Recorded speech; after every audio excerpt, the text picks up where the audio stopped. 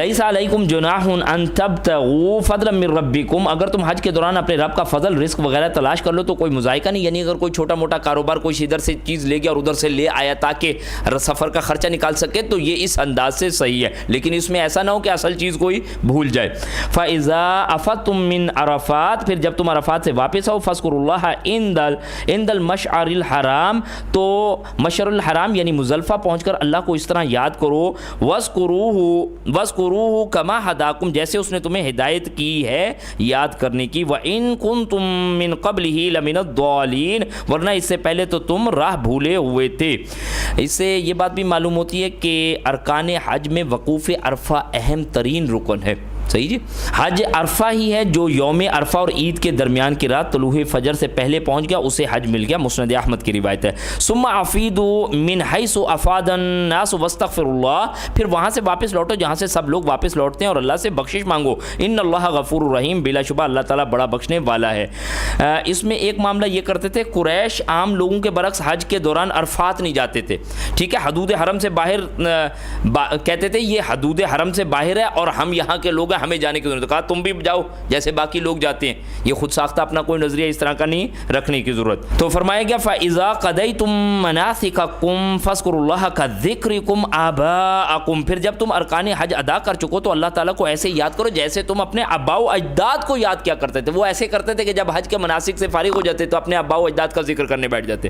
کہا گیا کہ آباء و اجداد کے ذکر سے زیادہ اپنے رب کا ذکر کرو، او اشد ذکر، یا اس سے بھی بڑھ کر، فَمِنَ النَّاسِ مَن يَقُولُ رَبَّنَا آتِنَا فِي الدُّنْيَا وَمَا لَهُ فِي الْآخِرَةِ مِنْ خَلَاقٍ، اور لوگوں میں سے کچھ ایسے بھی ہیں جو کہتے ہیں کہ اے ہمارے رب ہمیں سب کچھ دنیا میں ہی دے دے۔ اللہ اکبر، کتنا بندہ کا مکل ہے کہ وہ جو کچھ خیر چاہتا ہے کہتا ہے بس دنیا میں، اور آج یقین کیجئے ہم میں سے بہت بڑا مسئلہ یہ ہے کہ جو ملنا ہے بس ادھر مل جائے، اللہ ساری دعائیں ادھر قبول کر لے، اور کل کو جب دعاؤں کی قبولیت کی باری آئے گی تو اس وقت کہے گا اللہ دنیا میں میری کوئی دعا قبول نہ ہوتی ہے، آخرت کے لیے مانگ جو رہے ہیں صرف اور صرف دنیا مانگ رہے ہیں۔ تو کہا گیا اے ہمارے رب ہمیں سب کچھ دنیا میں ہی دے دے، فرمایا گیا ایسے لوگوں کا آخرت میں کچھ حصہ نہیں۔ اور صحابہ کی عظمت کو آپ دیکھیے، جب ان پر دنیا کی فراوانی ہوئی نا، فتوحات ہوئیں اور صحابہ کرام رضوان اللہ اجمعین زمینیں اور خوشحالیاں یہ دیکھی، ڈر گئے بعض صحابہ، انہوں نے کہا کہیں ایسا تو نہیں ہوا کہ رب ہم سے ناراض ہو گیا اور ہم پر دنیا کھول دیا اور کہا جو کچھ تم نے لینا اس دنیا میں لے لو، آخرت میں تمہارا کوئی حصہ نہیں۔ تقوی والے لوگوں کا انداز دیکھیں،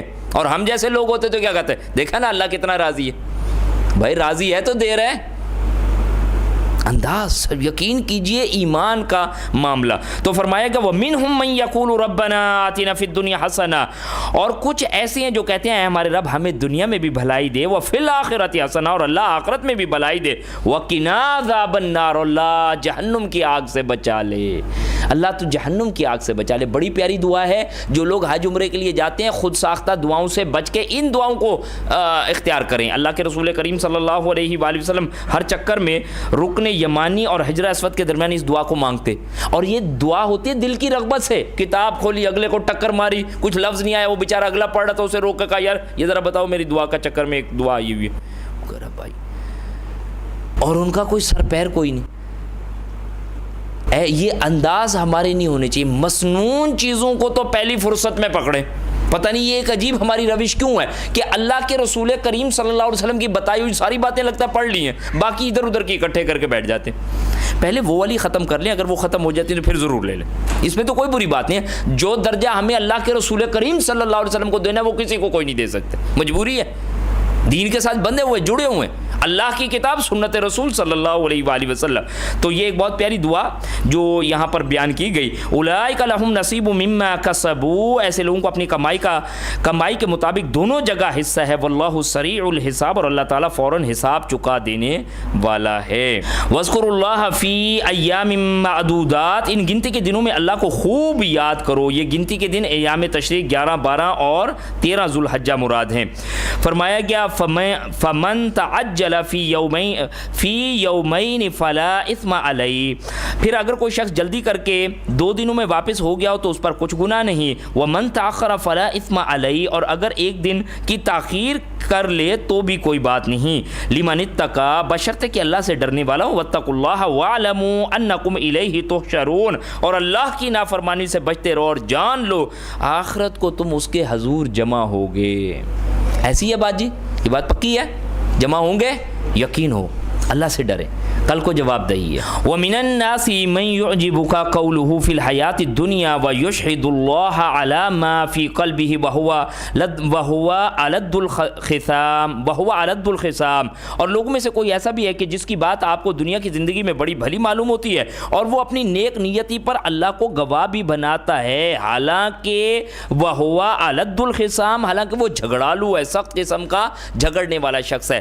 یہ مفسرین نے بعض جگہوں پہ اس کا بندے کا نام بھی بیان کیا، لیکن کوئی حتمی رائے نہیں، ایک جرنل کردار کو بھی بیان کیا جا رہا ہے۔ یہ احنس بن شریک کے حوالے سے آتا ہے کہ اس کے لیے یہ چیزیں آئیں، اور لوگوں میں سے کوئی ایسا بھی ہے کہ جس کی بات آپ کو دنیا کی زندگی میں بڑی بھلی لگتی ہے۔ بعض اوقات ایسے لوگ ہوتے ہیں چرب زبانی، بہترین انداز، یہ وہ باتیں کر کے دل مو لینا، لیکن اندر کھاتے کیا ہیں کہ وہ انتہائی جھگڑالو۔ اللہ اس انجام بد والے کردار سے محفوظ فرمائے۔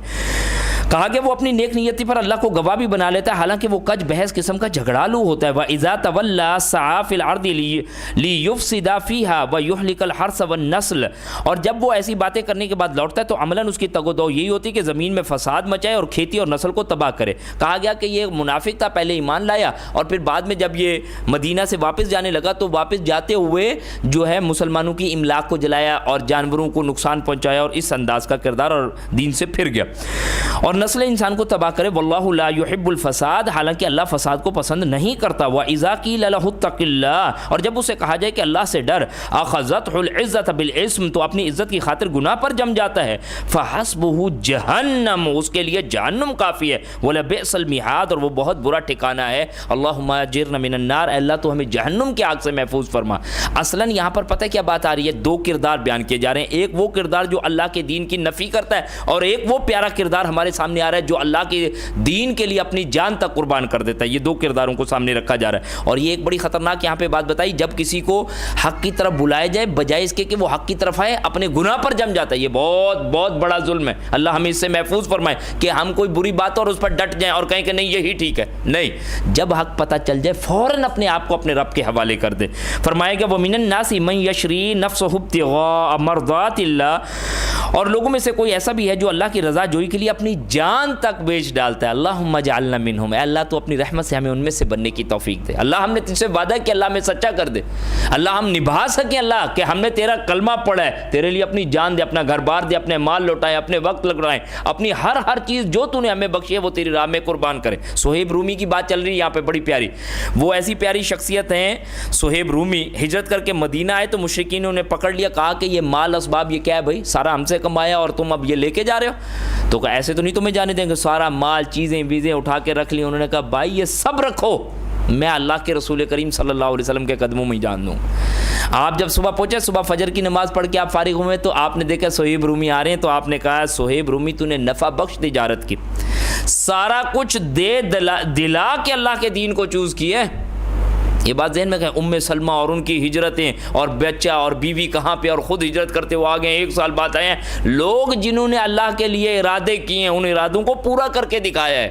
ہم ان لوگوں کے کرداروں کو دیکھیں، آج تو ہمارے پاس کردار ہی دوسرے ہیں نا بھائی، جد و جہد ہی۔ آج ہی ہم نے پڑھی تھی نا بات، وَلِكُلٍّ وِجْهَةٌ هُوَ مُوَلِّيهَا فَاسْتَبِقُوا الْخَيْرَاتِ، ہر ایک جہت ہے، سمت ہے، اور اس کی کوئی نہ کوئی گول ایمبیشن ہے، ٹارگٹ ہے جس کی طرف منہ کر کے دوڑے چلا جا رہا ہے۔ وَمِنَ النَّاسِ مَن يَشْرِي نَفْسَهُ ابْتِغَاءَ مَرْضَاتِ اللَّهِ وَاللَّهُ رَءُوفٌ بِالْعِبَادِ، اور اللہ ایسے بندوں پر بڑا مہربان ہے۔ یا ایھا الذین آمنوا ادخلوا فی السلم کافۃ، اے ایمان والو اسلام میں پورے کے پورے داخل ہو جاؤ۔ نوٹ کر رہے ہیں آپ اس آیت کو؟ کیا آیت نمبر 208، لکھ لیں اس آیت کو دل پر، بڑی پیاری آیت ہے۔ دین اسلام میں پورے پورے داخل ہو، گانے چھوڑ کے تو کہا جی غزلیں سن لیتے ہیں، کیونکہ غزلوں میں تو وہ چیز نہیں ہوتی، اس میں تو دھیما پن ہوتا ہے نا، خدا کا واسطہ ہے اس دین میں داخل ہونا ہے پورے پورے، نماز پڑھ کے اس کے بعد کوئی چیز نہیں چھوڑی، داڑھی رکھ کے کوئی گالی نہیں چھوڑنی، داڑھی رکھ کے ساری گڑبڑ، دین اسلام میں پورے پورے داخل ہو۔ اور پھر اس میں بھی دیکھ لیجیے گا 3 سطحوں پر یہ دین رہتا ہے، اپنے آپ پر، اپنے اس معاشرے میں پیش کرنے کے اعتبار سے، اور اللہ کے دین کے لیے بالفعل کھڑے ہونے میں۔ تو یہاں پر کیا کرنا ہے؟ اپنی ذاتی زندگی میں بہترین اللہ کا بندہ بن کے بیٹھنا ہے، خود رزق حلال کا بھی اہتمام کریں اور شرعی پردوں کا بھی اہتمام کریں. انفرادی سطح پر جو ہمارا گھرانہ ہو وہ اللہ کے دین میں ڈوبا پڑا ہو, پھر اللہ کے دین کی دعوت و تبلیغ. کنتم خیر امہ اخرجت للناس تأمرون بالمعروف وتنہون عن المنکر بلغوا عنی ولو آیہ, لوگوں تک پہنچایا جائے اللہ کا دین, اور اللہ کے دین کے لیے بالفعل جہاں تجھے کھڑے ہو کر پکار لگانے کی ضرورت پڑے گی تو وہ بھی کرنا پڑے گا. یہ کوئی نہیں, هو الذی ارسل رسولہ بالہدی ودین الحق لیظہرہ علی الدین کلہ ولو کرہ المشرکون. اللہ کے دین کے لیے کیا کیا ہے؟ سر بلندی کے لیے اپنا گھر بار, اپنے بیوی بچے, اپنے مال اسباب, اپنے ساتھی, سب چیزیں قربان کیے. رسول خود قربان ہو نہیں سکتے تھے, مجبوری ہے. سورہ مجادلہ آیت نمبر 21, میں اور میرے رسول غالب آ کے رہیں گے, رسول قتل نہیں ہو سکتے تھے. ورنہ بخاری مسلم کی روایت ہے کہ اللہ میرا دل چاہتا ہے میں تیری راہ میں جہاد کروں, قتال کروں اور میری گردن اڑا دی جائے, مجھے شہید کر دیا جائے, تو پھر زندہ کرے میں پھر شہید ہوں, پھر زندہ کرے پھر شہید ہوں, پھر زندہ کرے پھر شہید ہوں. اب کیا کریں, ہمارے پاس تصور حیاتی الگ ہیں بھائی. کھانے میں آج رات میں کیا پکا ہوگا پتہ نہیں, پہننا کیا ہے, عید کی تیاری کیسے ہوگی, خاندان والوں کے ساتھ کیسے رہنا ہے. تو یہ چیزیں بڑی خطرناک چل رہی ہیں. مسئلہ اس میں یہ تو بالکل عجیب بات لگتی. 3 سطحوں پر دین کو پرائیویٹ معاملہ نہ سمجھا جائے کہ بھئی نماز جو پڑھنی ہے پڑھ لو, اس کے بعد ہمارا باقی دین سے کوئی تعلق نہیں ہے. نہیں, ہر جگہ پر دین بندے کا یہ اس کے عقیدے میں بھی نظر آئے, عبادات میں بھی نظر آئے, رسم و رواج میں بھی, سیاست میں بھی, معیشت میں بھی, معاشرت میں بھی, اخلاقیات میں بھی, معاملات میں بھی, سونے میں بھی, جاگنے میں بھی, بچے کی پیدائش میں بھی اور فوتگی میں بھی, ہر جگہ پہ اللہ کا دین نافذ ہو. اسے لا کے صرف مسجدوں تک محدود نہ کر دیں. افتؤمنون ببعض الکتاب وتکفرون ببعض, کتاب کی بعض بات کو مانو گے اور بعض کو چھوڑ دو گے. کس نے کہا؟ کس نے تمہیں یہ چوائس دی ہے؟ سبمیشن ہونی چاہیے. ادخلوا فی السلم کافہ, مکمل سبمیشن. ایسے دیکھیں نا, آپ کو کہا جائے کہ بجلی کا بل جمع کرا دیں تو آپ بجلی کا بل نہ جمع کرائیں, گیس کا کرا کے کہیں یار ہم بل سے فارغ ہو گئے کیونکہ میں نے بجلی کی جگہ گیس کا کرا دیا. بھائی ادھر تم نے کس کا سبمٹ کرانا ہے؟ یا آئی ڈی کارڈ بنوانے جانے تو جو ریکوائرمنٹس وہ دیتے ہیں وہ پوری کیجیے, اپنی مرضی سے نہیں. دین اسلام کی ڈگری چاہیے تو جو ہم نے تمہیں کہا وہ دو, اپنی مرضی سے نہیں. اور اس ابراہیم علیہ السلام نے یہ سبمیشن کر کے نہیں دکھائی. رب نے بیوی مانگی, بیوی حاضر ہے, بچہ مانگا, بچہ حاضر ہے, اپنا آپ مانگا, اپنا آپ حاضر ہے, باپ چھوڑنے کا باپ چھوڑ دیا, علاقہ چھوڑنے کا, ہر چیز سبمٹ کی ہے. یہ سبمیشن کا تصور وہاں سے. اذ قال له ربه اسلم قال اسلمت لرب العالمین فرمایا گیا. ولا تتبعوا خطوات الشیطان, اور دیکھو شیطان کی پیروی مت کرنا. انه لکم عدو مبین, وہ تمہارا کھلا دشمن ہے. یہ شیطان دین کے اندر کھڑا کر کے دین کا ہونے نہیں دے گا. پردہ تو دل کا ہوتا ہے بھائی, تو پھر تو آپ کے دل میں بڑا کھوٹ ہے. لباس میں ہے بندہ. یہ ساری خود ساختہ باتیں ہیں, خود ساختہ نظریات. آپ کو مجھ پر اعتماد نہیں ہے, اللہ کا احکام ہے, اعتبار کی بات نہیں ہے. یہ جزوی اطاعت, کچھ باتیں مانوں گا اور کچھ نہیں مانوں گا, پورے کا پورا سرنڈر کرنا ہے, ہر جگہ پہ کرنا ہے اپنے آپ کو. فرمایا گیا انہ لکم عدو مبین, یہ تمہارا کھلا دشمن ہے. فَإِن زَلَلْتُم مِّن بَعْدِ مَا جَاءَتْكُمُ الْبَيِّنَاتُ, پھر اگر تم روشن دلائل آ جانے کے بعد بھی پھسل گئے, فَاعْلَمُوا أَنَّ اللَّهَ عَزِيزٌ حَكِيمٌ, تو جان لو کہ اللہ تعالیٰ سب پر غالب اور حکمت والا ہے. هَلْ يَنظُرُونَ إِلَّا أَن يَأْتِيَهُمُ اللَّهُ فِي ظُلَلٍ مِّنَ الْغَمَامِ والملائکہ, اور اللہ تعالیٰ اور اس کے فرشتے, بلکہ حل ینظرون, یہ لوگ اس انتظار میں ہیں کہ اللہ تعالیٰ اور اس کے فرشتے بادلوں کے سائے میں ان کے پاس آئیں. وقضی الامر, اور قصہ ہی چکا دیا جائے. وإلی اللہ ترجع الامور, اور تمام معاملات اللہ ہی کی طرف لوٹائے جائیں گے. کب درست ہوگے شادی بیاہ, کب درست ہوں گے اموات تمہاری, کب درست ہوں گے جب اللہ سبحانہ و تعالیٰ فرشتے آ جائیں گے. بازار تمہارے کب درست ہوں گے, یہ معاملات کب درست ہوں گے بھائی, جب اللہ اور اس کے فرشتے نازل کر دیے, پھر تو وقضی الامر, پھر تو فیصلہ چکا دیا گیا. اللہ تعالیٰ آج ہمیں اس دین کی مکمل پیروی کرنے کی توفیق عنایت فرمائے, اس کی سمجھ نصیب فرمائے, اس قرآن سے اپنے دلوں کو واقعہ تر منور کرنے کی توفیق عنایت فرمائے. آپ سے گزارش کروں گا کہ اللہ تعالیٰ مجھے بھی اور آپ کو بھی اپنی رحمت سے استقامت نصیب فرمائے. بہترین دعاؤں کا اہتمام کریں, اللہ اپنی رحمت سے صحت و عافیت کے ساتھ ہمیں اس کام کو جاری و ساری رکھنے کی توفیق عنایت فرما, اور ارد گرد اپنے دوست احباب ملنے جلنے والوں میں پیغام مسلسل پہنچاتا ہے. مسلسل ہم وہ روایت پڑھتے ہیں جس میں کیا کہا گیا, جس نے قرآن کی طرف دعوت دی, پکار لگائی, اس کی اپنی تو ہدایت ہو گئی. تو اللہ ہمیں اس ہدایت کے عمل کے ساتھ جوڑے رکھیں. سبحانک اللہم و بحمدک, نشہد ان لا الہ الا انت, نستغفرک و نتوب الیک. جزاکم اللہ خیرا, احسن الجزاء.